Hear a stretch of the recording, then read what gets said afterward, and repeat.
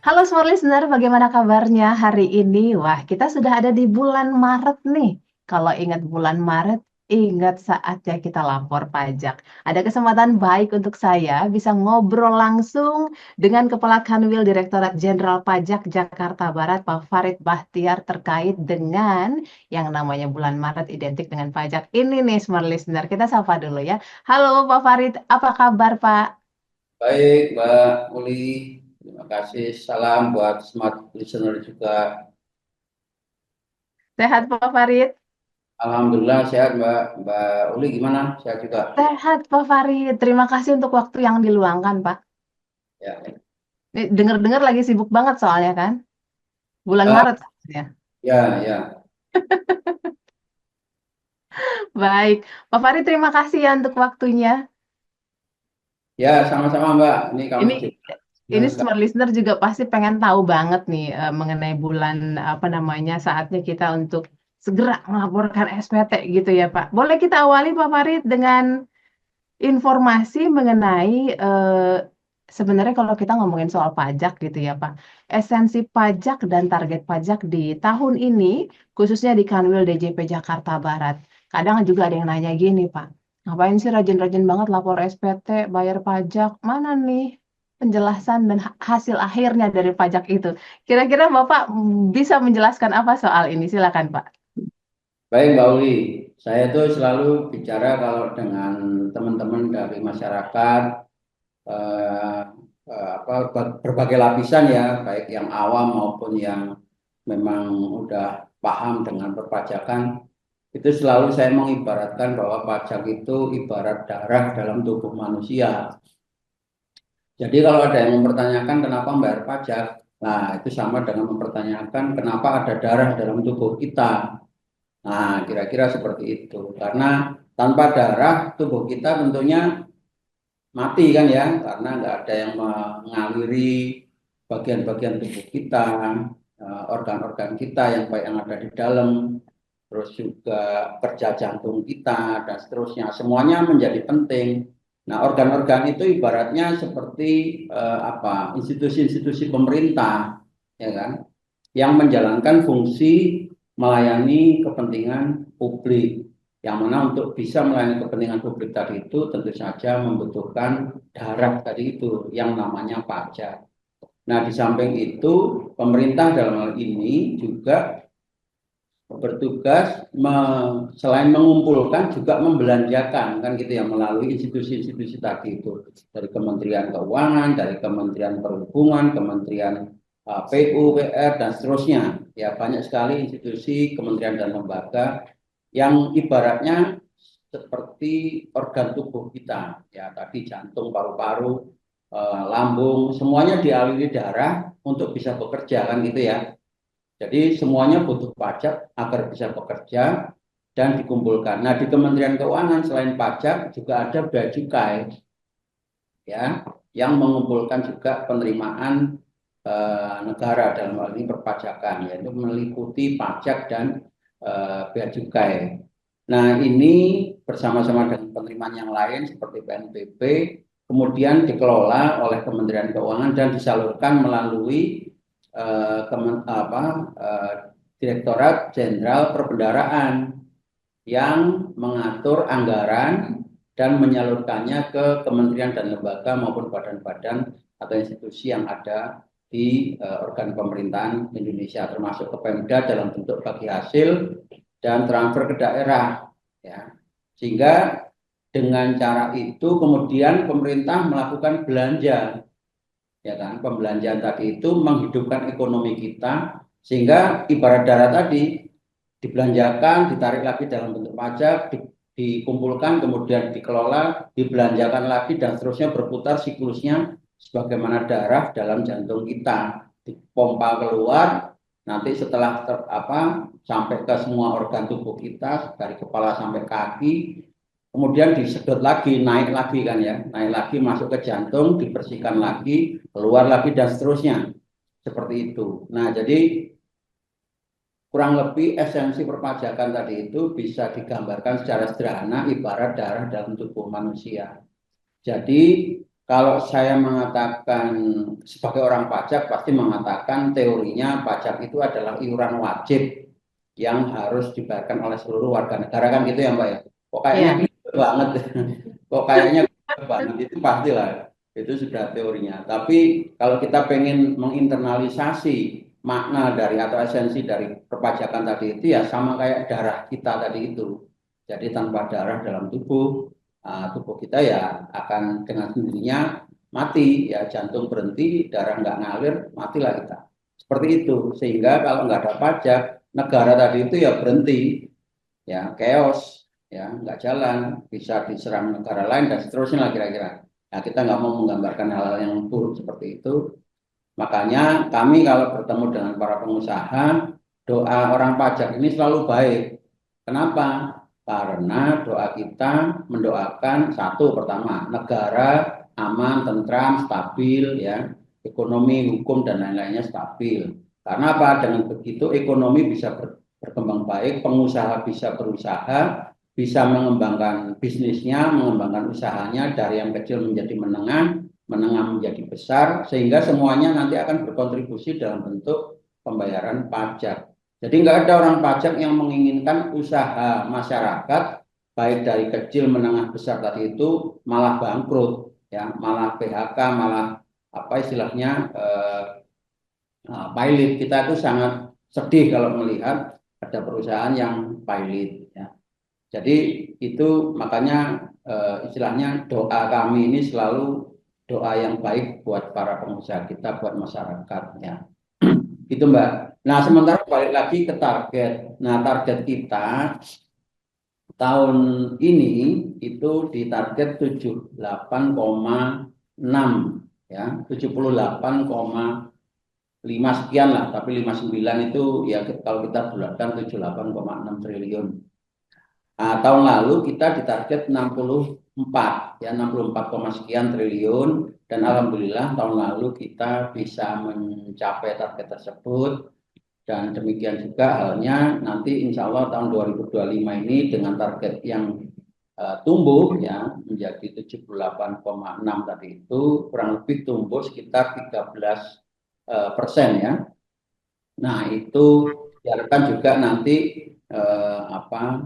bisa tercapai juga sebagaimana tahun ini, tahun 2024 kemarin bisa tercapai di atas 100%. Jadi sekali lagi di kesempatan ini kepada para smart listener, saya juga mewakili institusi DJP dalam hal ini mengucapkan juga terima kasih atas kontribusi masyarakat dalam hal kepatuhan SPT maupun kepatuhan dalam pembayaran pajak.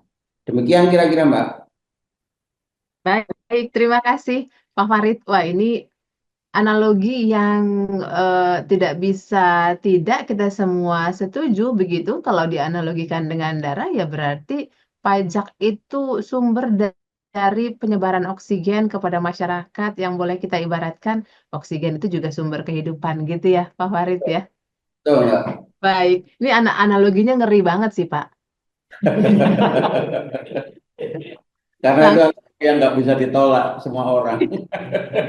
tidak bisa ditolak semua orang, betul banget Pak Farid. Nah ini kalau kita juga bicarakan mengenai pajak gitu ya, eh, ada pertanyaan titipan Smart Listener nih. Sebelumnya saya juga sudah lemparkan pertanyaan begitu dari Smart Listener. Kira-kira kalau kita ngobrol dengan Pak Kanwil nih mau ngobrol, mau nanya apa nih gitu ya. Nah pertanyaan yang lumayan banyak muncul, Pak apa sih esensi dari laporan SPT katanya gitu. Kan kita udah bayar pajaknya. Terus kita ngapain laporan lagi Pak SPT-nya? Gimana Pak? Silakan Pak. Ya, jadi kewajiban pelaporan itu meliputi pada dua jenis wajib pajak, baik perorangan maupun badan, Mbak. Jadi kalau kita yang gampang aja dulu badan ya, badan ini kan PT, perusahaan ya, CV dan lain-lain, itu biasanya di dalamnya ada karyawan, yang mana merupakan wajib pajak orang pribadi kan gitu ya OP istilahnya kalau di kami itu OP orang pribadi. Jadi dua jenis wajib pajak tadi itu ya kita bicara secara positif melaksanakan kegiatan ekonomi yang menghasilkan. Kalau dia karyawan bekerja di sebuah perusahaan dia memperoleh gaji, bonus, dan seterusnya ya. Sehingga penghasilannya bisa mencapai atau melebihi PTKP, ya kan? Atau penghasilan tidak kena pajak. Baru kemudian dia diwajibkan untuk membayar pajak. Jadi kalau penghasilannya itu tidak di atas PTKP, ya dia tidak wajib. Perusahaan juga demikian, badan. Nah, badan ini juga apa namanya punya kewajiban juga dari pendapatan yang diperoleh dari usahanya untuk melaksanakan pembayaran pajak. Nah, jadi pembayaran pajak dan pelaporan ini merupakan satu paket kepatuhan. Jadi kalau di kita itu ada daftar, lapor, dan bayar. Jadi tiga aspek ini merupakan unsur dari kepatuhan perpajakan masyarakat. Kenapa masih harus lapor? Untuk mengkonfirmasi penghasilannya. Misalnya gini, Mbak Uli bekerja di Smart FM. Jadi Mbak Uli selain sebagai karyawan di radio Smart FM ini, juga ternyata punya usaha misalnya salon di rumah, ya, yang dikelola oleh keluarga misalnya, karena masih dalam satu kesatuan, dalam satu NPWP, sehingga penghasilan tadi pun harus dilaporkan. Nah, bedanya kalau sebagai karyawan kan Mbak Uli sudah dipotong oleh perusahaan ya. Setiap gajian dipotong setiap bulan, terimanya bersih ya. Kemudian baru akhir tahun bukti pemotongan selama 12 bulan tadi itu diberikan kepada Mbak Uli dalam bentuk apa? Ya bukti potong ya, bukti potong yang ketika Mbak Uli nanti menyampaikan SPT itu menggabungkan seluruh penghasilan, baik yang diterima dari radio maupun dari salon tadi. Itu makanya perlu menyampaikan laporan SPT karena jumlah pajaknya pasti bertambah. Ya, karena sumber penghasilannya pun juga nggak hanya dari satu pemberi kerja, tapi juga dari kegiatan usahanya sendiri. Sehingga makanya laporan tadi itu untuk apa namanya mengkompilasi seluruh pendapatan, ya, kemudian dihitung sampai ketemulah berapa jumlah pajak yang harus dibayar. Dan ini berlaku universal semua orang, bahkan di seluruh dunia dengan sistem perpajakan yang berbeda-beda, tapi kurang lebih sama, mirip ya, dengan yang berlaku di Indonesia juga. Dan dengan cara pelaporan seperti itu memastikan bahwa apa yang sudah dipotong perusahaan, apa yang sudah dibayar oleh Bu Mbak Uli tadi itu, ya, dan seluruh rakyat Indonesia, termasuk saya juga, saya dipotong, saya juga bayar pajak, ya kan, itu terkonfirmasi dari laporan tadi yang kemudian ditampilkan ke dalam sistem ya yang bisa diakses oleh wajib pajak. Oh, bahwa saya setahun ini sudah bayar sekian. Nah, jadi itu bagian dari kontrol check dan balance lah ya kalau dalam fungsi negara tadi itu check dan balance sehingga masyarakat pun punya akses atas berapa saya membayar pajak tadi itu di sistem kita. Nah, ini yang untuk juga menjadi sarana check dan balance tadi itu oleh masyarakat kepada pemerintah sehingga pemerintah pun juga bisa mengetahui berapa yang diterima dari pajak misalnya jenis pajaknya macam-macam kan dari PPN berapa, dari PPh Badan berapa, dari PPh OP berapa. Nah, semua rangkaian tadi itu, tahapan-tahapan tadi itu menjadi satu rangkaian sistem perpajakan. Sehingga sistem perpajakan itulah yang kemudian menjadi salah satu bentuk agenda pertanggungjawaban pemerintah kepada rakyat dan sebaliknya rakyat dalam bentuk SPT kepada negara. Kurang kurang lebih hubungannya seperti itu, Mbak. Iya, iya, iya. Jadi SPT yang kita laporkan, kalau boleh saya bilang bukti konfirmasi bahwa kita sudah melakukan atau sudah melakukan pembayaran itu begitu ya, Pak Farid Ya, ya. melaporkan dan membayarkan. Oke, jadi satu paket nih, membayarkan, melaporkan gitu ya Pak Farid ya. Seperti yang tadi Bapak sampaikan. tiga Ya, puluh satu Maret seingat saya untuk yang wajib pajak perorangan, Pak. orang pribadi, ya betul. Orang pribadi, WBOP ya. Wajib pajak Ya, orang pribadi. Untuk badan, April ya Pak Farid ya? ya, ya. Mhm. sampai April masih ada kesempatan untuk teman-teman yang wajib pajak badan segera melaporkan SPT-nya. Pak, Betul. pertanyaan iseng Pak dari Smart Listener kadang-kadang, emang kalau kita nggak laporin kenapa sih Mbak Uli? Gitu Pak, gimana Pak Farid? Ya, itu tadi Mbak, kalau darah tadi itu kan semuanya patuh ya, mengikuti komando mengalir ya. Jadi semuanya diharapkan bisa lancar-lancar saja. Tapi kalau sampai darah tadi itu ada yang mogok ya, organnya mogok, nggak ada yang nggak bayar pajak misalnya, atau ada yang nggak lapor dan nggak bayar pajak juga, ya darahnya kualitasnya berkurang juga, kan bikin sakit Mhm. juga, balik lagi ke sana. Nah, ini sama juga sehingga dampak dari tidak pelaporan tadi itu dikhawatirkan akan menimbulkan ketidakpatuhan yang meluas, Mbak. Nah, makanya undang-undang mengatur dengan persetujuan pemerintah dan DPR ya, pemerintah ini presiden dan DPR maksudnya menyepakati bahwa undang-undang perpajakan seperti ini bunyinya. Salah satunya mengatur terkait dengan kewajiban pelaporan dan pembayaran, yang mana tanggal-tanggalnya juga sudah ditentukan. Ada berbagai macam jenis SPT dari PPH maupun PPN yang sudah diatur ketentuan tanggal-tanggal penyampaiannya ke administrasi perpajakan. Nah, untuk memastikan tadi masyarakat tadi itu bisa mematuhi, karena ini memang sifatnya adalah hukum perpajakan, undang-undang, dan undang-undang tugas DJP adalah menegakkan undang-undang tadi, memastikan pelaksanaan dua kewajiban tadi itu, lapor dan bayar, dilaksanakan dengan benar dan baik, kan gitu ya. Sehingga DJP juga diberikan kewenangan untuk mengenakan sanksi seandainya pelaksanaan kewajiban tadi itu tidak berjalan sebagaimana seharusnya, entah misalnya itu terlambat atau bahkan tidak lapor dan seterusnya. Jadi ada konsekuensi pengenaan sanksi ya, sanksi denda. Jadi kalau untuk OP, untuk SPT tahunan itu kalau dia tidak menyampaikan itu kena denda 500.000 ya. Sorry, 100.000 ya, yang OP. Untuk Oke. badan 1 juta ya. Nah, ini yang sudah diatur di undang-undang. Jadi eh, kita tinggal melaksanakan saja bagi WP terdaftar yang memang sudah seharusnya punya kewajiban melapor dan membayar tadi itu, di administrasi kami dikenal yang namanya surat tagihan pajak. Ya, kami akan menerbitkan STP belakangan, tapi menerbitkan STP kepada mereka yang memang belum menyampaikan laporan tadi. Itu kira-kira, Mbak. Oke, baik, baik. Jadi ada sanksinya loh Smart Listener kalau Anda tidak melaporkan gitu ya.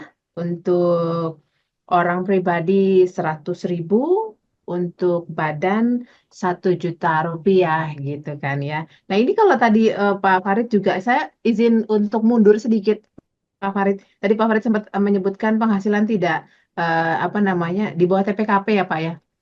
Itu Iya. tidak dikenakan pajak. Boleh diinfo Pak, angkanya berapa sih Pak yang di bawah TPKP Pak? Bisakah diinformasikan? 54 ya. Ya, Oke. tahunnya, Mbak. Mhm, 54 juta per tahun. mhm. Baik. Itu Jadi berdasarkan, teman-teman di bawah 54 juta per tahun tidak dikenakan. ya belum, belum. Jadi penghasilan tadi itu setelah digunggung, baik dari penghasilan di apa usaha tadi, kalau contoh salon tadi sama gaji tadi itu, kalau di atas PTKP baru kena tarif, tapi kalau penghasilan di bawah PTKP ya nggak kena tarif, atau Oke. artinya nihil, tapi tetap wajib menyampaikan laporan, Mbak. Nah, ini dia Pak. Saya pernah satu waktu dapat info kalau di bawah TPKP tidak perlu sampaikan laporan. Kurang betul ya Pak? Itu kalau dia penghasilan satu-satunya dari apa istilahnya, satu pemberi kerja. Oke. Jadi kalau sumber penghasilannya tunggal, nah itu baru dia bisa mengajukan, menyampaikan ke KPP tempat dia terdaftar untuk apa namanya dinyatakan sebagai tidak wajib SPT ya, atau non efektif.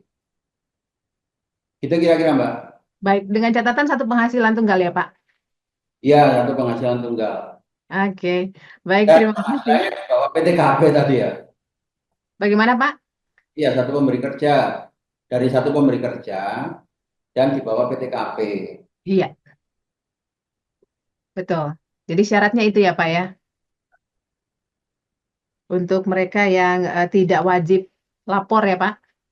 Ya, betul Mbak. Oke, terima kasih Pak Farid untuk konfirmasi dan informasinya. Eh, kita lebih detail izin Pak Farid terkait dengan kelengkapan dokumen boleh juga Pak disampaikan Pak. Apa saja dokumen-dokumen begitu yang diperlukan untuk teman-teman bisa mengisi SPT tahunan supaya saat mengisi semua dokumen sudah lengkap. Ini mumpung masih ada di tengah bulan Maret nih untuk wajib orang pribadi gitu. Oh, jadi kalau orang pribadi itu biasanya kalau dia apa dari perusahaan, biasanya perusahaan itu sudah menerbitkan bukti potong, Mbak. Oke. Nah, ya, bukti potong itu biasanya eh, kalau direkam melalui secara online, ya, dilakukan perekaman melalui e-bukpot, ya, itu eh, otomatis nanti akan keluar eh, data dari bukti potong yang sudah direkam oleh perusahaan tadi, Mbak. Makanya di sini perlu kerjasama pihak perusahaan supaya pihak perusahaan tadi itu bisa melaksanakan kewajiban melakukan pembuatan bukti potong karena dia melaksanakan kewajiban pemotongan, dia juga berkewajiban untuk melakukan perekaman bukti potong tadi ke sistem kita, ya.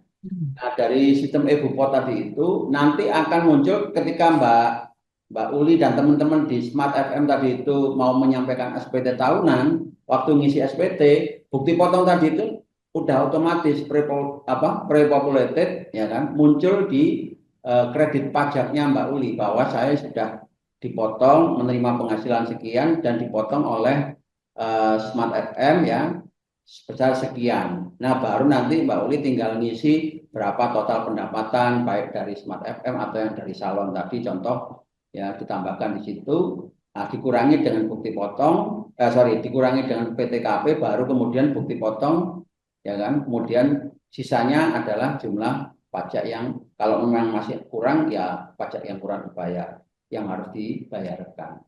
Itu Mbak mekanismenya. Oke, oke. Jadi kalau mereka, silakan Pak. Jadi kalau perusahaannya pun patuh melakukan perekaman bukti potong setiap bulan, nah otomatis karyawannya juga enak nanti waktu bikin SPT-nya. Jadi nggak ribet-ribet lagi harus nyari ke sana ke sini bukti potong. Dan Mhm. sebenarnya itu adalah haknya karyawan yang harus diberikan oleh pemberi kerja bukti potong tadi itu. Jadi kalau misalnya Mbak mau ngisi SPT, kok nggak ada bukti potong ya? Nah, minta dan mereka maksudnya perusahaan dalam hal ini wajib memberikan kepada seluruh karyawannya. Nah, makanya sering kami KPP ya diminta untuk melakukan sosialisasi oleh banyak perusahaan yang karyawannya mungkin sampai 100, di atas 100 gitu-gitu. Nah, itu salah satunya untuk membantu supaya nanti pada saat karyawan itu menyampaikan kewajibannya, itu mereka juga sudah dipermudah ya kan dengan adanya bukti potong tadi itu tampil di SPT dia secara pribadi. Jadi Iya. masing-masing juga akan dimudahkan dengan sistem kita ini. Itu Mbak. Mhm. Oke, terima kasih Pak Farid. Kalau yang wajib pajak orang pribadi yang dipotong oleh kantor gitu, itu mah sebenarnya tergantung dari kita meniatkan waktu apa enggak ya Pak Farid ya. Ya. Tinggal download terus isi Itu, aja gitu ya Pak. Sekarang lebih mudah. itu juga bisa menjadi bagian dari kontrol dan balance juga di internal, ya kan? Bahwa saya sudah dipotong dan potongan tadi sudah disetorkan oleh perusahaan ke apa namanya ke bank kan ya, disetorkan ke bank sebagai penerimaan negara, itu Mbak. Iya, iya, iya. Baik kalau begitu. Kita mau ingatkan lagi ya Pak Farid untuk batas waktu pelaporan SPT tahunan ini, baik wajib apa namanya wajib pajak orang pribadi maupun badan. Silakan kalau dari Pak Farid kayaknya langsung ingat semua nanti ini infonya. Ya, jadi kalau orang pribadi ini tanggal 31 Maret ya, itu batas akhir. Dan memang sebaiknya kami sarankan supaya makin cepat lebih baik, kan gitu ya. Karena kan 31 Desember kemarin kan sudah close, artinya perusahaan kalau masyarakat itu adalah statusnya karyawan sudah menyiapkan bukti potong. Nah, tinggal minta ke perusahaannya masing-masing bukti potong tadi itu. Kalau direkam secara online lewat e-bookpot ya berarti nanti waktu bikin SPT sudah muncul dengan sendirinya. Tapi kalau masih manual ya harus diminta supaya bisa melakukan pengisian SPT juga dan mencantumkan bukti potong tadi itu sebagai hitung-hitungan dari SPT tadi. Makanya ini menjadi penting bukti potong dari perusahaan supaya teman-teman para karyawan, para wajib pajak orang pribadi bisa melaksanakan kewajibannya dengan baik. Di luar itu, misalnya orang pribadi yang memiliki penghasilan dari usaha, ya itu tetap sama kurang lebih untuk melakukan pengisian SPT, menyusun atau membuat laporan keuangan, ya laporan keuangan yang disiapkan yang berdasarkan dari catatan atau pencatatan pembukuan, ya itu kalau misalnya UMKM itu ya bisa membuat pencatatan secara sederhana ya. Nah, tapi ada catatannya untuk menjadi dasar bagi penghitungan penghasilan kena pajak yang dilaporkan di SPT tadi. Nah, itu semuanya nanti disampaikan ke kantor pajak dan batas waktunya tanggal 31 Maret. Kemudian untuk wajib pajak badan itu batas waktunya tanggal 30 April ya. Nah, kalau badan biasanya mereka sudah tahu ya, banyak juga yang menggunakan jasa konsultan pajak. Monggo silakan, bahkan kami sarankan untuk memanfaatkan jasa konsultan pajak tadi itu yang terdaftar, yang legitimate ya, untuk supaya sambil belajar masyarakat bisa sambil belajar bagaimana mengelola perpajakan tadi itu. Sehingga tidak terlambat. Kenapa kok dibedakan? Kalau OP tanggal 31, terus kalau badan itu tanggal 30 April, sorry 31 Maret ya, itu untuk OP. Kalau badan 30 April, karena badan ini ada kewajiban untuk misalnya kalau di atas sesuai dengan undang-undang perusahaan ya, PT, undang-undang PT itu ada kewajiban di atas 50 M misalnya itu wajib diaudit, Mbak, diaudit oleh akuntan publik. Sehingga akuntan publik butuh waktu untuk closing pembukuan perusahaan tadi itu dan menyusun laporan keuangan sehingga diberi waktu batas waktu yang berbeda. Diperpanjang Hmm. sebulan jadi jatuhnya 30 April. Itu kira-kira. Oke, baik Pak Farid. Untuk sistem pelaporan masih menggunakan tools yang mana Pak? Boleh disampaikan untuk smart listener? DJP online Pak? Ya, alamatnya itu bisa disampaikan secara elektronik dan kami sarankan juga untuk masyarakat bisa mengakses lebih dini alamat dari penyampaian SP tadi itu di eh, DJP online ya. Nanti ketik di Google DJP online aja udah keluar itu biasanya alamat yang benernya ya.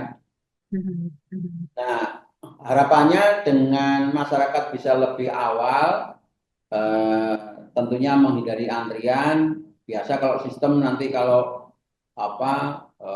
bareng brek gitu suka ada yang aneh-aneh, nanti komplain kan gitu ya.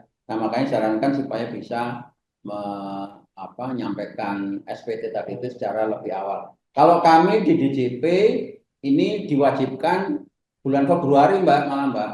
Oke. Bulan Februari itu sudah harus menyampaikan SPT ya tanggal 28 ya 28. Ini tahun berapa ini? 2025 ya. Makanya itu jumlahnya tanggalnya kan berubah-berubah kalau Februari. Hmm. Ya, Iya. pokoknya akhir Februari itu sudah harus menyampaikan SPT.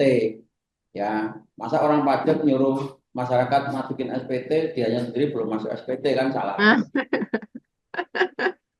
Kami wajib bulan Februari sudah menyampaikan SPT dan sesudahnya kita jadi tenang, sudah nggak pusing-pusing lagi gitu. Ya, nggak kayak nggak punya utang lagi udah bisa tidur nyenyak. Gitu, Mbak.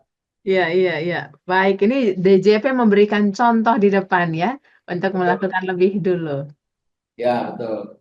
Supaya jadi apa? Istilahnya panutan ya. Dan Iya. kami juga berkolaborasi dengan institusi-institusi lain, termasuk Pemda misalnya kemarin kami beraudiensi dengan Pak Gubernur, ya, Pak Pramono Anung, perkenalan juga menyampaikan mengangkat beliau sebagai relawan pajak. Ya, kami juga sudah mengangkat banyak sekali relawan pajak dari tokoh-tokoh masyarakat. Tujuannya salah satunya untuk mendorong kepatuhan.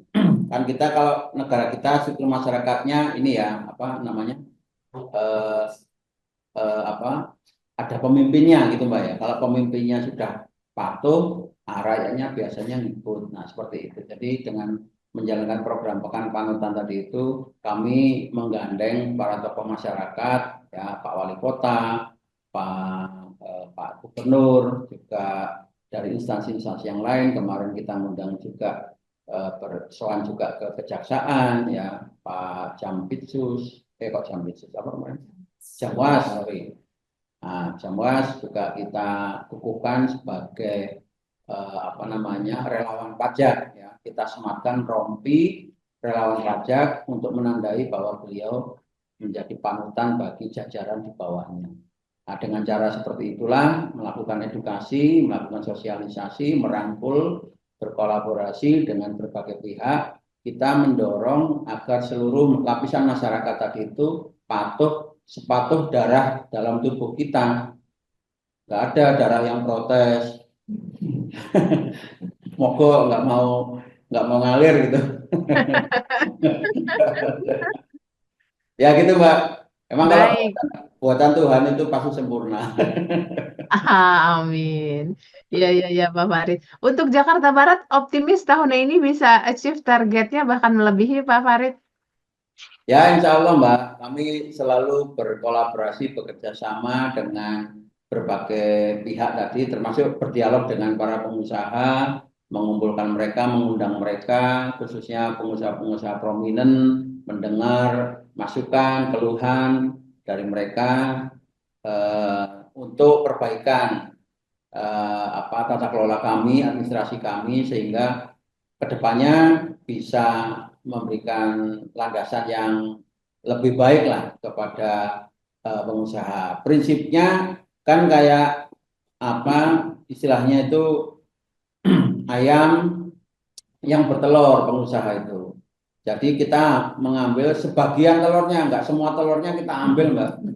Ya kan? Jadi sebagian telur yang kita ambil, tapi kita juga ikut bersih-bersih kandang, memperbaiki kandang, mengganti sekam yang sudah yang basah ya. Soalnya kalau sekamnya basah, nggak kering, ayamnya nggak bertelur. Nah, saya tahu karena saya dulu waktu kecil bagian ngambilin telur. Gitu kira-kira. Baik, baik Pak Farid. Ini saya berterima kasih sekali Smart FM sudah boleh meminta waktunya untuk bisa ngobrol mengenai pajak. Pas banget kita obrolannya di bulan Maret begitu ya. Mudah-mudahan Smart Listener, teman-teman bisa kembali mengingat dan meluangkan waktu. Ayo segera dilaporkan begitu untuk SPT-nya. Pak, boleh dong ajakannya dari Kanwil DJP Jakarta Barat. Silakan. Ya kami terima kasih pertama-tama kepada Smart FM yang juga memberikan kesempatan kepada kami untuk berdialog, menyampaikan apa yang menjadi tujuan atau misi utama kami di DJP, khususnya di Kanwil DJP Jakarta Barat. Kami sekali lagi pertama mengucapkan terima kasih atas peran serta seluruh lapisan masyarakat yang sudah berkontribusi melaksanakan kewajiban perpajakannya tahun lalu sehingga Kanwil DJP Jakarta Barat bisa mencapai target 100,26%. Itu yang pertama. Terus yang kedua, di kesempatan di bulan Maret ini saya menghimbau dan mendorong agar seluruh lapisan masyarakat, khususnya wajib pajak orang pribadi, untuk melaksanakan kewajiban perpajakannya menyampaikan laporan SPT ke DJP online ya, melalui sarana DJP online yang bisa diakses 24 jam ya. Namun seandainya ada kendala atau masalah terkait dengan akses DJP online, bisa menghubungi atau datang ke KPP-KPP di wilayah kerja Kanwil Jakarta Barat atau KPP di luar Kanwil Jakarta Barat juga tidak masalah karena layanannya standar sama dan sudah ada SOP-nya, pasti juga akan dilayani juga. Nah, sehingga dengan masyarakat bisa berkontribusi untuk menyampaikan laporan lebih awal, ini akan juga membantu memberikan kepastian kepada kami khususnya pengelola administrasi perpajakan di Kanwil Jakarta Barat. Dan harapannya kepatuhan ini terus dipertahankan dan bisa berjalan lebih baik lagi ke depannya sehingga mengurangi beban administrasi dalam hal penerbitan sanksi keterlambatan ya. Kalau kami menerbitkan STP keterlambatan itu bukannya tambah seneng Mbak, tambah sedih. Soalnya berarti kepatuhannya masih kurang ya. Berarti kerja kita untuk memberikan sosialisasi dan edukasi belum berjalan dengan baik. Nah, makanya harapannya dengan kepatuhan yang baik, yang tinggi dari masyarakat khususnya di wilayah Kanwil DJP Jakarta Barat, kami bisa sukses kembali, mengukir sukses kembali di tahun 2025 untuk bisa mencapai capaian penerimaan di atas 100%. Amin, moga-moga bisa terkabul ya. Amin. Amin. Itu saja harapan kami selaku pengampu perpajakan di Kanwil DJP Jakarta Barat. Selamat menjalankan ibadah puasa dan Lebaran masih berapa hari lagi?